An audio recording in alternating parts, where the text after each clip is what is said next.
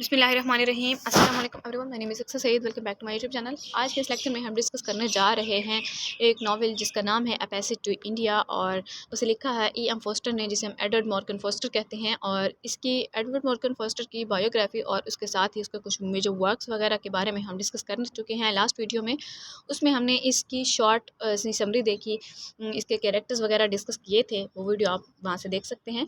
और आज हम इसमें समरी प्लॉट कंप्लीट डिस्कस करेंगे और इसके थीम्स वगैरह भी डिस्कस करेंगे। तो सबसे पहले, जैसे कि मैंने अब लास्ट वीडियो में बता दिया था कि इस नावल को 3 पार्ट्स में डिवाइड किया गया है। एक है मास्क, दूसरा है माराबर केव्स, और तीसरा क्या है, टेम्पल है। तो मास्क वाला पोर्शन जो है उसमें हम ये देखते हैं कि सबसे पहले जो है राइटर ने हमें शो करवाया है, नॉवलिस्ट ने, चंद्रापुर सिटी है जहाँ पे ये सेट हुआ नावल, और वहाँ पे इंडियन क्वार्टर और ब्रिटिश सिविल स्टेशन दिखाए गए हैं। रोनी हेस्लॉप जो है वो एक as a sitting magistrate work करता है। अडिला क्विस्ट जो है डिसाइड करती है वो मिसेस मूर के साथ इंडिया का विजिट करना, और वो रियल इंडिया देखना चाहते हैं। तो कुछ स्टोरी कुछ यूँ बयान की जाती है कि डॉक्टर अजीज़ जो है वो बड़ा परेशान होके जा रहा होता है कहीं से, क्योंकि वो एक लोकल डॉक्टर है, और वो मिसेस मॉस्क में जाता है, वो जो कि उसकी फ़ेवरेट प्लेस है, फ़ेवरेट मॉस्क है, और वो दिल में ये सोचता है कि मैं ऐसी मॉस्क बनवाऊँगा। लेकिन वहाँ पे ही वो देखता है कि वहाँ पे कोई औरत लेडी मौजूद है। तो वो जब उसे देखता है तो उसे बहुत ही गुस्सा आ जाता है कि ब्रिटिश इन्होंने यहाँ पे भी हमें नहीं छोड़ा, मतलब कि ये मॉस्क में क्या करने आई है, शायद कोई गलत कोई बात होगी इस तरह से। तो वो उस पे चिल्लाने लगता है, लेकिन मिसेस मूर जो है वो बड़े ही काम अंदाज में उससे बात करती है। वो कहती है कि मुझे पता है ये एक रिलीजियस प्लेस है और मैं शूज़ अपने बाहर उतार के आई हूँ। तो इस पर अजीज़ जो है ठंडा पड़ जाते हैं, और दोनों एक दूसरे से बातें करते हैं। और फिर क्या होता है कि वहाँ पे मिसेस मूर को वहीं पे उसके बाद जो है रोनी है स्टॉप लेने आ जाता है। तो रोनी अपनी माँ पे गुस्सा करता है कि तुमने डॉक्टर अजीज़ से क्यों मिली ये सब। तो वो कहता है कि अच्छा, अडीला को पता नहीं चलना चाहिए इस बात का। और वो कहती है कि तुम उसकी माँ जो है मिसेस मूर अपने बेटे से कहती है रोनी से कि तुम लोग ऐसे जज कर लेते हो कि लोगों को बात किए बिना या देखे बिना जज ना किया करें। इंडियंस भी बच्चे अच्छे हैं। वो कहता नहीं है, इंडियंस जो है बहुत ही बुरे होते हैं, ये रिस्पेक्ट के काबिल नहीं है, ये डिसरिस्पेक्ट करते हैं, इन्हें रिस्पेक्ट करनी नहीं आती, ये बहुत बदतमीज़ टाइप हैं, इस तरह से ये सब। तो खैर फिर वो जाते हैं वहाँ पे, और मिस्टर फील्डिंग एक और कैरेक्टर आता है, इंट्रोड्यूस करवाया जाता है उसमें। वहाँ पे एक ब्रिज पार्टी रखी जाती है, एंग्लो इंडियन कम्युनिटी, जिसमें उस ब्रिज पार्टी के दौरान जो है अडिला और मिसेस मूर की में मुलाकात होती है मिस्टर फील्डिंग से। और वो फिर इनवाइट करता है इन्हें टी पार्टी के लिए। वो कहता है अच्छा ठीक है, मैं आपको टी के लिए इनवाइट करता हूँ डॉक्टर अजीज़ के साथ। ये कहता है कि हम रियल इंडिया देखना चाहते हैं, कुछ इंडियन से मिलना चाहते हैं। वो कहते हैं ठीक है, मैं आपको कुछ इंडियन से भी मिलवा दूंगा। वो भी डॉक्टर अजीज़ को भी इनवाइट करता है। तो डॉक्टर अजीज़ सोचता है कि अच्छा, आप तो चलो मिस्टर फील्डिंग बुला रहे हैं, यानी फ्रेंड हैं इनके, तो अब तो जाना चाहिए। तो वो भी जाता है, और वहाँ पे मिसेस मूर, अडीला और अज़ीज़ जो है वो फील्डिंग्स के घर में जाते हैं। वहाँ पे प्रोफेसर गॉडवेल जो कि हिंदू प्रोफेसर है, उससे भी इनकी मुलाकात होती है, और वहाँ पे ये सारे पोलाइटनेस वगैरह शो करते हैं एक दूसरे के साथ। अज़ीज़ जो है वो फिर इनवाइट करता है। पहले वो कहता है कि आप मेरा घर देख रहे हैं। अडीला और मिसेस मूर फ़ौरन मान जाती हैं। फिर वो कहता है कि मेरा घर तो गंदा सा है, और मेरी बीवी भी नहीं है, मतलब मेरे बच्चे हैं, तो इस तरह से इन्हें क्यों ना, अब वो उनका ध्यान हटाने के लिए वो कहता है कि अच्छा, आप ना मारा बार केव्स देखो। हालांकि अज़ीज़ ने खुद नहीं देखी हुई। वो कहता है अच्छा ठीक है, हमारा बार केव्स देखते हैं। अब हम डिस्कस करते हैं हमारा बार केव्स का पोर्शन, जो हमारा सेकंड पार्ट है इस नावल का। तो जब जिस दिन इन लोगों ने हमारा बार केव्स देखने जाना होता है, उस दिन क्या होता है कि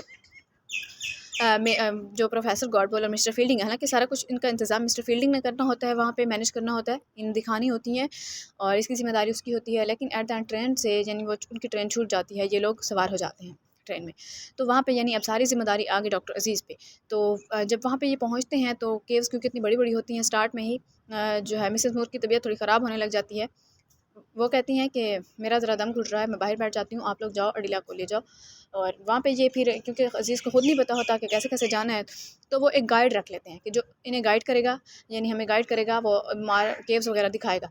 तो वो उसे लेके जाते हैं, और गाइड्स जो है उसी दौरान ही जब ये मारा बार एक केव्स के अंदर जाते हैं, तो अडीला जो है सवाल करती है डॉक्टर अजीज़ से। वो कहती है क्या तुम मैरिड हो? वो कहता है हाँ मैं मैरिड हूँ, लेकिन मुझे ये नहीं बताता कि मेरे 3 बच्चे हैं और मेरी बीवी की डेथ हो चुकी है। वो कहती है, दूसरा सवाल वो ये करती है, वो कहती है कि क्या तुम्हारी कितनी बीवियाँ हैं? तो अजीज़ को इस पे गुस्सा आता है थोड़ा, वो उससे थोड़ा दूर चला जाता है, और अडीला जो है आगे आगे केव्स में जो है थोड़ा डार्कनेस होती है बहुत ज़्यादा। तो गाइड्स को भी पता नहीं चलता कि अडीला कहाँ गई। उसकी ग्लासेस जो है वो बाहर रखी होती है। फिर अचानक ही उसे अजीज़ को ख्याल आता है कि अडीला तो नहीं है साथ। तो वो फिर उसे ढूंढता है, गाइड के पास जाता है। वो कहता है अडीला कहाँ होगा, तो मुझे ना नहीं पता। उसको वो देखता है उसके ग्लासेस टूटे हुए पड़े होते हैं, बाहर होते हैं। वो उठा के अपनी जेब में डाल लेता है और वो ज़ोर ज़ोर से आवाज़ें देने लगता है कि अडीला अडीला। तो काफ़ी देर बाद उसे अडीला दिखाई देती है। फिर उसे कहता है कि तुम कहाँ चली गई थी। तो उसी टाइम वहीं पे वो फिर गाइड को भी थप्पड़ मार देता है। वो गाइड भी वहाँ से चला जाता है। तो उसके बाद जो है मिस्टर फील्डिंग और प्रोफेसर गार्डवेल वहाँ पे आ जाते हैं, यानी वो कार पे आते हैं। और जिस कार पे वो आते हैं उसी कार पे अडीला फ़ौरन वापस चली जाती है। तो मिस्टर फील्डिंग को ये बात ज़रा अजीब लगती है और जिससे पूछता है। वो कहता है मुझे नहीं पता। तो वो कहते हैं कि तुम्हें 7 बजे। तो कहता है अच्छा तुम्हारा खर्चा कितना हुआ? कहता है 100 रुपये। हालांकि उसका ज़्यादा खर्चा हुआ था, खैर वो उसे 100 रुपये दे देगा। लेकिन फिर वो जो है वो उसे लेके फिर जब ये वापस आते हैं, जैसे ये वापस आने लगते हैं मिसेस मूर के साथ, तो वहीं पे क्या होता है कि पुलिस जो है डॉक्टर अजीज़ को अरेस्ट कर लेती है। वो कहते हैं कि मिस अडीला क्विस्टड ने आप पर केस किया है कि आपने उन्हें सेक्सुअली हरास किया है। तो ये बात समझ नहीं आती। फिर मिस्टर फील्डिंग को लग रहा होता है कि कुछ गड़बड़ है, यानी डॉक्टर अजीज़ जो है वो बेकसूर है। फिर वो बार बार जाता है थाने पे, वहाँ पे पुलिस वालों से कहता है कि मुझे एक बार आप डॉक्टर अजीज़ से मिलने दें, मुझे आप एक बार मिस अडीला क्विस्टर से मिलने दें। वो कहते हैं कि वो बीमार है वैसे भी, तो आपकी मुलाकात नहीं हो सकती। मिस्टर फील्डिंग बहुत बाहर कोशिश कर रहा होता है। To cut the story short, अब यहाँ पे ये होता है कि मिस्टर फील्डिंग बहुत कोशिश कर रहा होता है। फिर बड़ी कोशिशों के बाद वो उसे डॉक्टर अजीज़ से मिलने की इजाज़त मिलती है। तो जब उसे मिलने जाता है तो वो कहते हैं कि तुम अजीज़ भी उस पे बरस पड़ता है कि तुम भी मेरा साथ नहीं दे रहे, सारे मेरे साथ छोड़ गए हैं। और इंडियंस भी डॉक्टर अजीज़ के ख़िलाफ़ हो जाते हैं सारे, कि ये तो तुम तो डॉक्टर थे फिर भी तुमने ऐसा किया, ये वो इस तरह से। हाँ तुम इंडियंस हो ही ऐसे ना, तुम इंडियंस बहुत ही गंदे हो।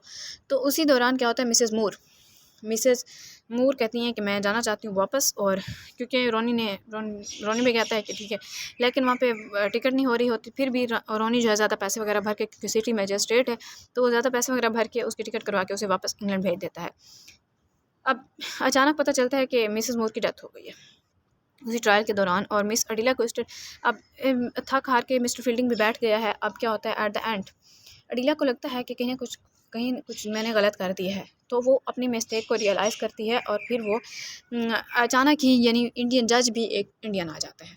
तो जब वो जज इंडियन आ जाता है तो वो तो साफ ज़ाहिर है अजीज़ के यानी कि अगेंस्ट नहीं जाएगा, वो उसी की फेवर करेगा।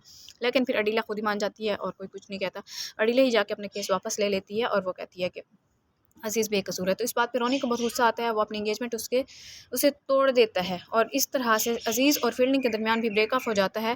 फील्डिंग जो है वो सक्सीड हो जाता है कि वो अज़ीज़ को कन्विंस करे कि वो उससे पेमेंट वगैरह, ये सारे डैमेजेस ना के बारे में सवाल वगैरह ना करे। और फिर रोनी जो है अडीला से जब अपनी मंगनी तोड़ देता है तो अडीला वापस इंग्लैंड चली जाती है। ये पोर्शन हमारा यहाँ पर ख़त्म हुआ। अब लास्ट हमारे पास टेम्पल का पार्ट आता है, जिसमें नावल जो है फास्ट फॉरवर्ड्स होता है 7 ईयर्स के बाद माओ में सेट किया गया है। पहले थी चंद्रपुर की सेटिंग, एट द एंड हुई माओ की, जहाँ पे गॉडबॉल जो है वो मिनिस्टर है एजुकेशन का और अजीज़ जो है डॉक्टर है एक लोकल हॉस्पिटल में। और वाक के दौरान ही अजीज़ मिलता है फील्डिंग से और एक दूसरे मैन से। तो अजीज़ को जो है लगता है कि क्योंकि जब अडीला वापस ले जाती है तो कुछ दिन के बाद मिस्टर फील्डिंग को भी काम पड़ जाता है, किसी काम के बहाने, किसी काम के सिलसिले में उसने जाना होता है इंग्लैंड। तो वो भी इंग्लैंड चला जाता है। तो अजीज़ को लगता है कि शायद ये अडीला से इसका कोई चक्कर चल रहा था, तभी ये उसके पास मिलने गया और उसी से ही शादी करेगा।